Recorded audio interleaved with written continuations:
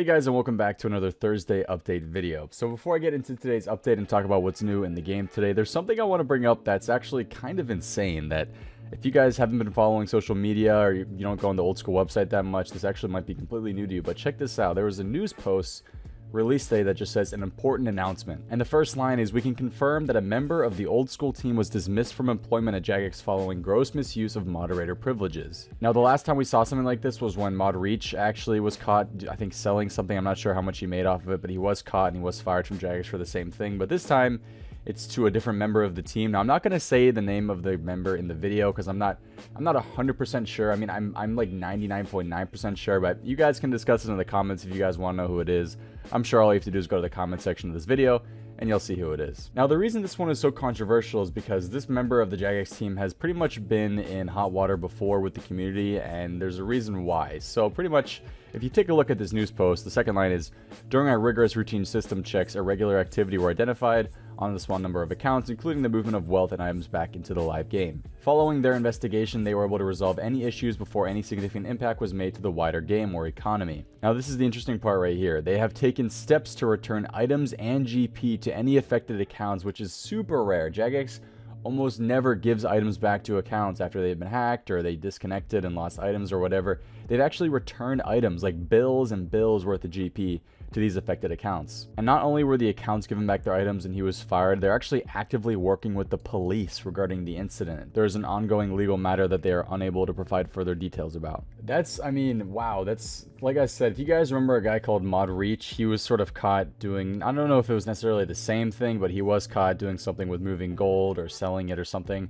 And this was what, like almost 3.5, 4 years ago now. So it's been a long time since we've had any, I guess, sort of drama within the old school team. So yeah, this is very interesting, but mainly because of the history of this certain J-Mod. There's been a lot of accusations that he's been a part of the clan called Reign of Terror, and during demo mode tournaments and demo mode seasons, he's been providing them with information or GP or even things like, people were saying that he was going as far as providing these ROT members with like IP addresses of other clans so that ROT could, DDoS these other clans and end up letting ROT win the entire tournament and stuff. So again, these are all mainly just accusations. I'm not saying they're necessarily true. I'm just stating what people have been saying for a long time. So I don't know, it's a super weird situation, but I thought you guys might want to know about it because if you guys have been hacked in the past, who knows, 6 months, there's a chance that it was actually a J-Mod and not an actual hacker who actually, I guess you could say he's a hacker now if he...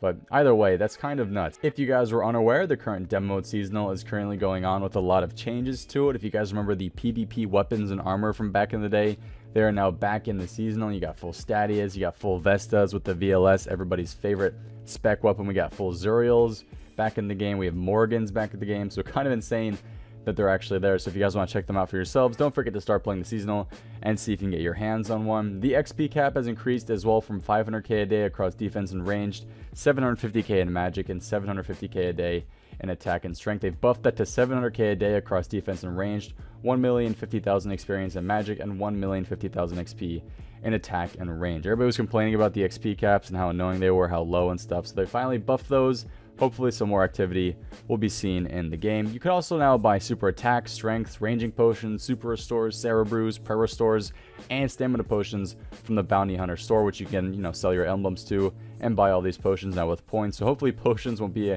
as expensive as they are in the game mode right now. So if you guys want to check out the seasonal for yourself, don't forget to check it out. It's certainly going on for another 2.5 weeks or so, 3 weeks, and you guys will have, in the final week, you guys have time to cap for the tournament if you guys want to play in the next demo mode winter final tournament final hour. We have some quality of life updates in the game today as well, including the make X system for salve amulets. If you guys are grinding theater or blood, probably pretty nice for you, but again, just a quick change. If you guys want to make salve ammies, you can now make all when it comes to making them. You can also right click option to claim pure essence from Wizard Crompty now. So if you guys claim your essence every day from Wizard Crompty, you can just right click claim your essence from them, sort of like you can with the buckets of sand. There is a lot of other news this week if you guys want to read through all of these, but I'm just going to go the first few up here. The Twitch Prime purple skin is now available to everybody, so if you guys want that purple skin, that was, I didn't really have it, but I guess it looks pretty cool. It was the Twitch Prime event skin. It's now available to everybody. Bird's Nest will now appear over most logs, and dragon bones and hides are more likely to appear above less valuable drops such as food. The Fossil Island bank chest now has a collect option as well. If you guys want to read through the rest of the updates, like I said earlier, all the stuff is in the description of this video, all the links to the news post, so take a look at them if you want. So that's going to finish off today's update for RuneScape. Let's head over to RuneLite and see what's new on the RuneLite client. A Winter Tub plugin has been added to show your current activity and can be configured to notify you when you become idle. It also tracks points in your inventory from logs or kindling and displays it as well. So if you guys are at Wintertide, check out the new plugin if you guys want. There is now a virtual levels plugin in the game which shows virtual levels and virtual skills total on the skills tab. It's currently off by default, so if you guys want to turn it on, make sure you guys turn it on. If you guys don't know what virtual levels are, pretty much it's the levels above 99. So if you get, the right amount of XP, you'll be level 100 to level 101, level 102 and stuff like that. But again, that's not exactly shown from the official client. This is just a RuneLite plugin, as you guys can probably tell. There's also some smaller improvements to the client and some bug fixes as well. But that's pretty much it for the RuneLite updates today. Thank you guys all again for tuning in to today's update. Some pretty spicy drama in the beginning, and I guess some decent updates for the main game itself. But thank you guys all for watching. If you guys did enjoy the video, make sure to drop a like. Hope you guys have a good one. See you next time, and peace. Wow.